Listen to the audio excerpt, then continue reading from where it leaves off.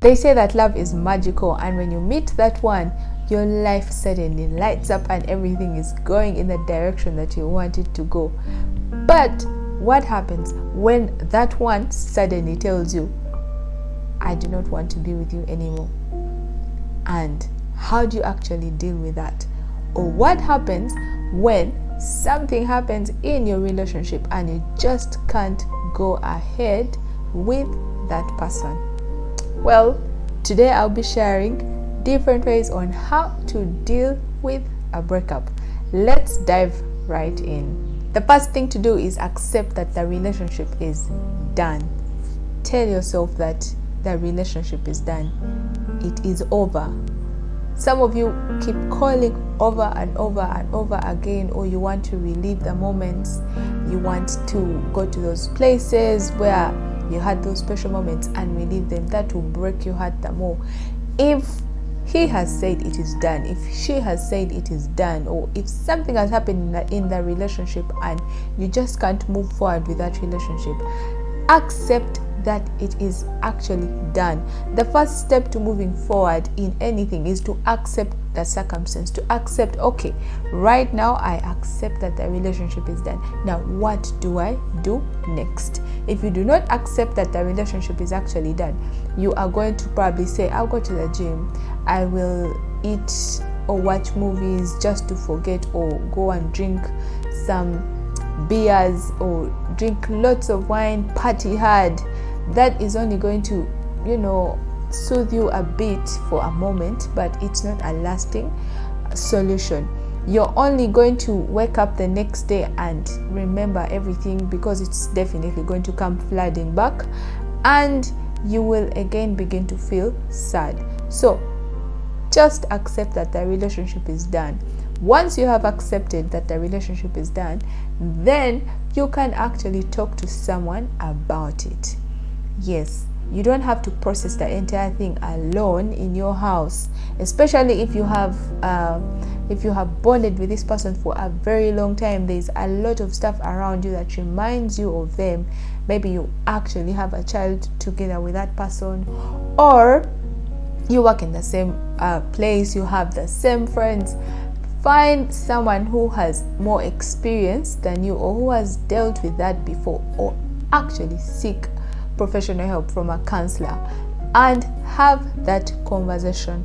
Express yourself, because if you don't vent it out, you are going to start texting this person once, twice, 20 times, 100 times, just to let the anger out, just to let the frustration out, just to let out what is in your mind. You can gather your thoughts and channel them in the right direction, not a punching bag, not a shopping spree, not a drinking spree, but actually someone you can confide in. Talk to them, become vulnerable before them and break down, express everything, the plans that you had, the dreams, all that he said, all that she said. Replay it over and over again. Let it out, as opposed to you sticking it in your mind and actually breaking down. Then after that, you make an appointment with a person. This is being mature. There's a saying, bushes do not meet, but people actually meet. So you might say, I've moved on, I'll never see him, I'll never see her, and say all those hurtful things. But 10 years down the road, you are going to bump into this person, and you may probably need their help. Regardless of how bitter the circumstance is, take time, cool down, and make an appointment and meet that person. Have that closure. Most of the times we end relationships without actually talking through them. Remember, you once valued this person, you once cherished this person. So have that closure, as opposed to carrying a certain baggage in your heart for the next 10 years, for the next 5 years, or saying, I will never, ever, ever date someone who is like this, or from a certain tribe, or from a certain country, just because of one experience that you had. Maturity is having that discussion. I know that you hurt me, you did this, you did that. Not you did it. It's not an opportunity to scream and punch, but to say what you have to say and walk away and walk away. Now, after saying what you have to say, that walking away means you are ready to move on. You're willing to move on to the next chapter in your life. And the last thing that you can do is renew your mind. Remember, your mind has been filled with memories of this person. Your mind has been filled with the negative words. If probably you had a fight and so many insults were said towards you during the process of the breakup, your mind has been filled with those things and you keep replaying them over and over again. Now, when you keep doing that, these experiences are going to lead you down a certain ditch called depression. Now, you need to actually flush those out and fill your mind with new things. When we want to start to do good things, we make good resolutions, we always want to cut down on the bad habits and forget to make new good habits. The best thing you can do right now is pick up on new things. Fill your mind with new things as opposed to trying so hard to flush out those memories. Those memories will eventually fade. It will be a slow fade. It can't be a fast fade. These are footprints that are in your heart. It's a slow fade. You can't just say, now I'm going to restore factory settings in my mind and get over this relationship. It's definitely not going to work. The next time you're walking down that street, you're definitely going to think about that experience that you had right there. So the best thing is to come up with new experiences, new habits to fill your mind with.